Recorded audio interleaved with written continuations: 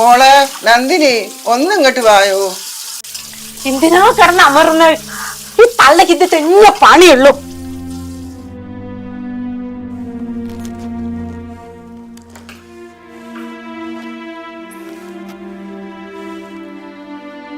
എന്നെ ആ കക്കൂസിലേക്ക് ഒന്ന് ഇരുത്തിയ മോളെ.